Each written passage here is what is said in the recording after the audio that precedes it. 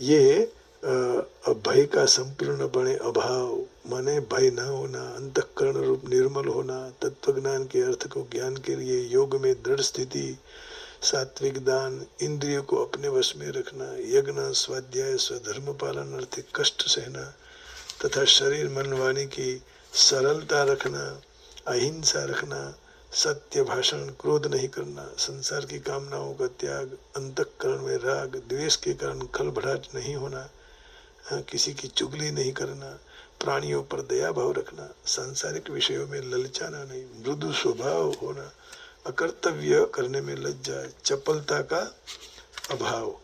अब अंतिम, तेज प्रभाव, क्षमा, धैर्य, देह शुद्धि, शत्रु भाव न होना और मान की अपेक्षा न रखना, यह सारे भरतवंशी दैवी संपत्तियों के प्राप्त हुए मनुष्य के लक्षण है। तो अब हमें समझ में आ गया कि 26 लक्षण दिए, उसमें शारीरिक तप के 3 लक्षण हैं, शौच, अहिंसा और आर्जव।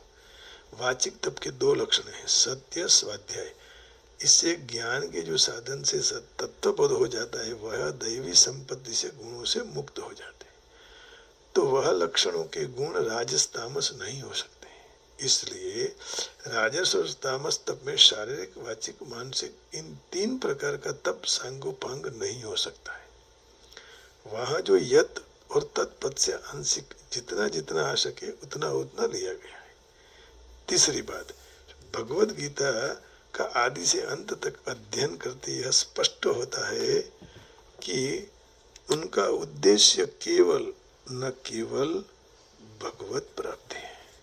कैसे भी करके, कोई भी व्याज कपट कुछ भी करके क्या आना चाहिए, जीवन का कल्याण होना चाहिए। और जीवन का कल्याण किससे होगा, भगवत प्राप्ति से होगा।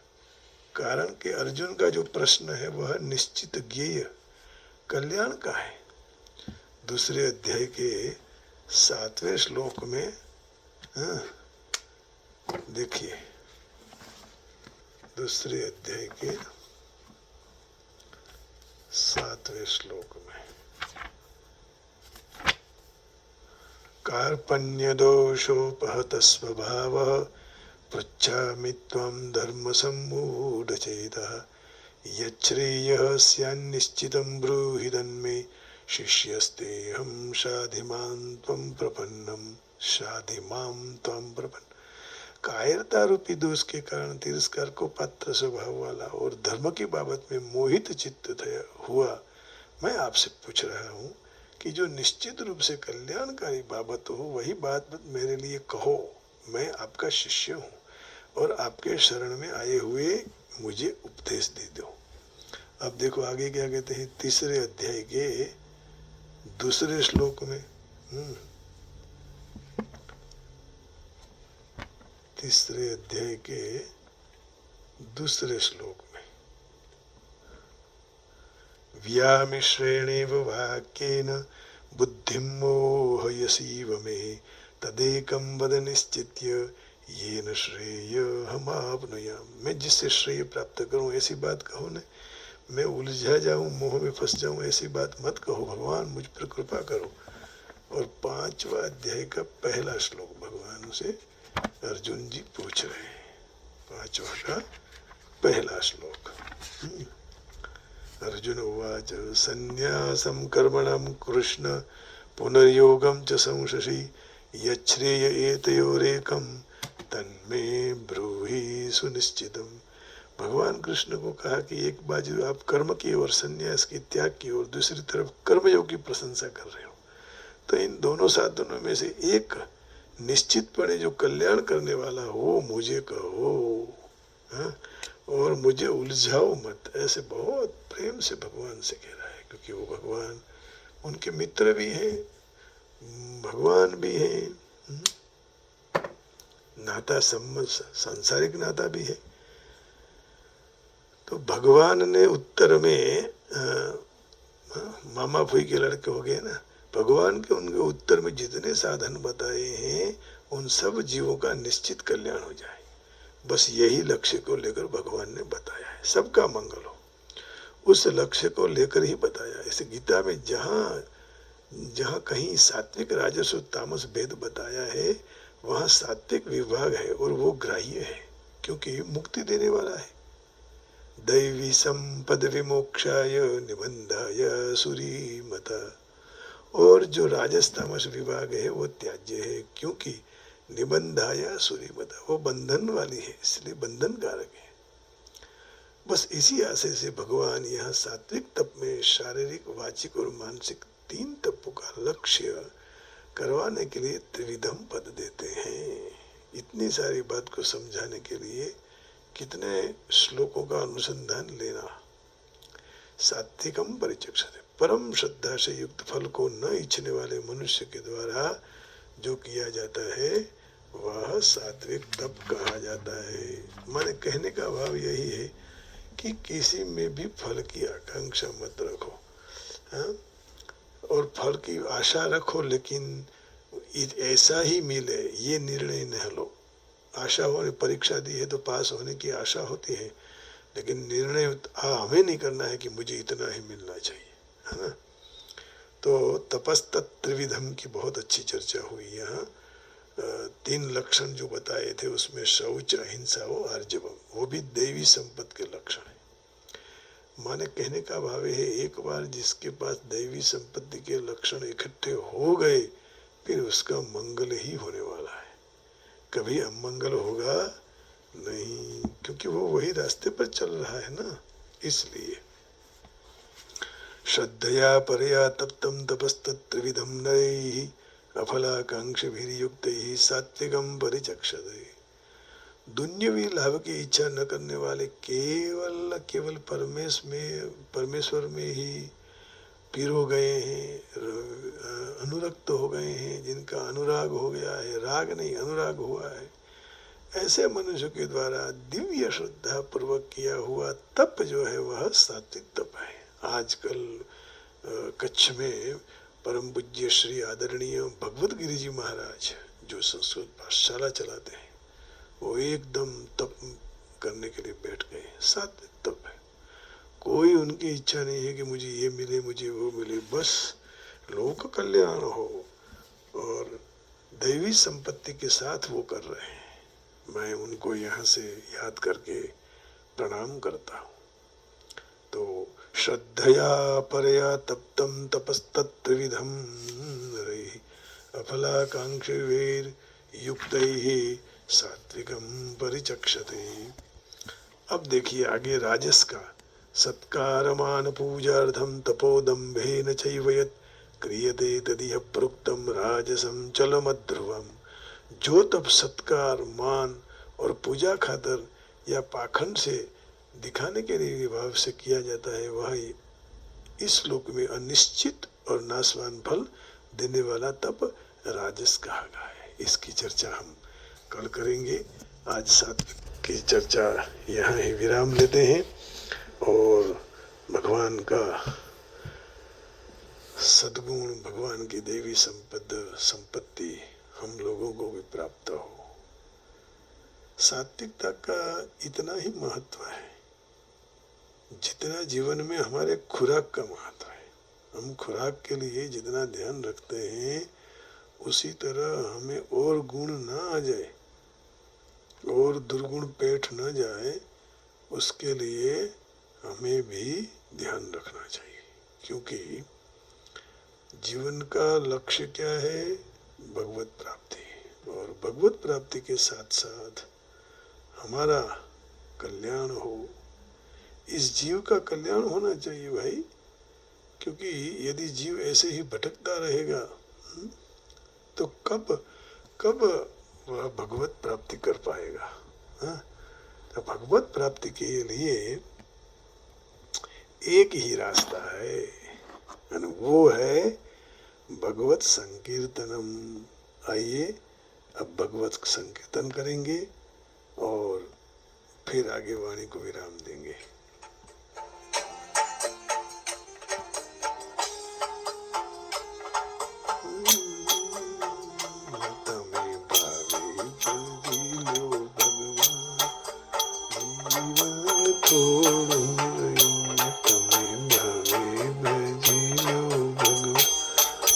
जीवन थोड़ू कई કરી લ્યો કલ્યાણ. જીવન થોડું રહ્યું તમે ભાવે ભજી લ્યો ભગવાન. જીવન થોડું રહ્યું રાધે રાધે રાધે રાધે રાધે રાધે રાધે રાધે રાધે. દીધેલા કુલ તમે ભૂલી ગયા. દીધેલા કુલ તમે ભૂલી ગયા. જૂઠી માયાની મોહમાં ઘેલા થાય. જૂઠી માયાની મોહમાં ઘેલા થયા. ચેતો ચેતો શું ભૂલ્યો છો ભાન.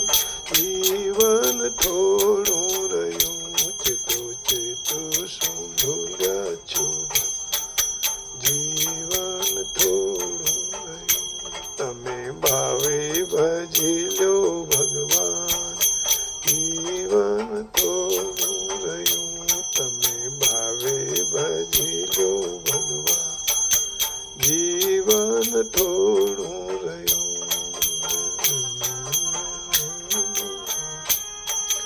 ગોવિંદ ગોવિંદ ગોવિંદ ગોવિંદ ગોવિંદ. બાળપણને યુવાનીમાં અડધું ગાયું.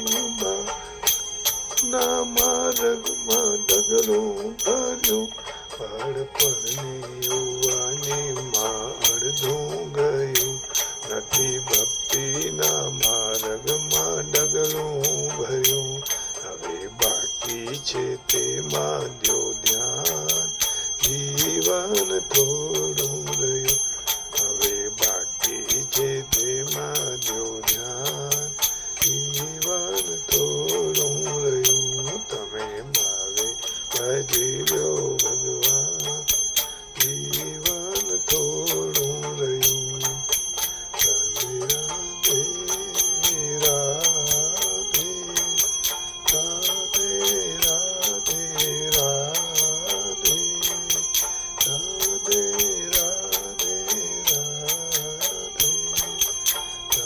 રાધે રાધે રાધે.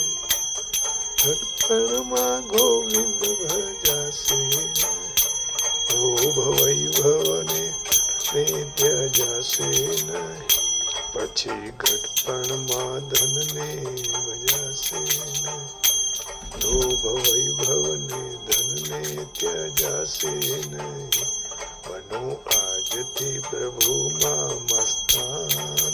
જીવન થોડું રહ્યું બનો આજથી પ્રભુમાં મસ્તાન. જીવન થોડું રહ્યું તમે ભાવે ભજી લ્યો ભગવાન. જીવન થોડું રહ્યું તમે ભાવે ભજી લ્યો ભગવાન.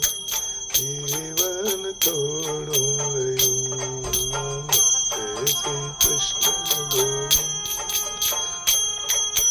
ગોવિંદ હરે કૃષ્ણ કૃષ્ણ કૃષ્ણ ગોવિંદ ગોવિંદ. જરા ચેતીને ભક્તિનું ભાથું ભરો. કંઈક ડરતો પ્રભુનો દિલમાં. જરા ચેતીને ભક્તિનું ભાથું ભરો. કંઈક ડરતો પ્રભુનો દિલમાં ધરો. છીએ થોડા દિવસના મહેમાન.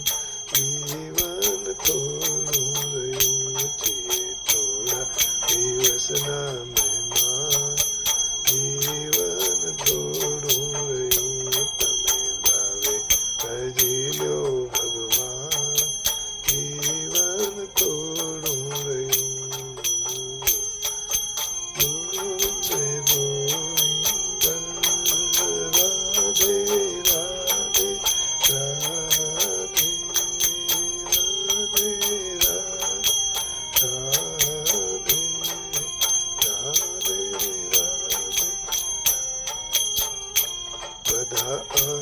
મારી નહીં વીતી જશે. પછી ઓચિંતો યમનો તેલો થશે. બધા આળસમાં દિન આમ વીતી જશે. પછી ઓચિંતો યમનો તેલો થશે. નહીં ચાલે તમારું તોફાન, જીવન થોડું રહ્યું. નહીં ચાલે તમારું તોફાન, જીવન થોડું રહ્યું. તમે ભાવે ભજી લો ભગવાન, જીવન થોડું રહ્યું. તમે ભાવે ભજી લો ભગવાન, જીવન થોડું રહ્યું. તમે ભાવે ભજી ભગવાન,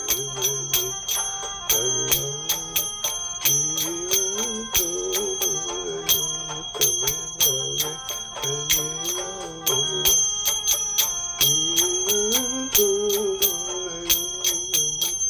कृष्ण कन्हैया लाल की जय. भगवान को भाव से भज लो, यही भगवान कहते हैं. और बस हरि का नाम ले लो. आप सबके हृदय में बैठे हुए उसी परमात्मा को प्रणाम करके वाणी को विराम देता हूँ. जय श्री कृष्ण, हरिओम, राधे राधे, गोविंदा गोविंदा, जय श्री कृष्ण.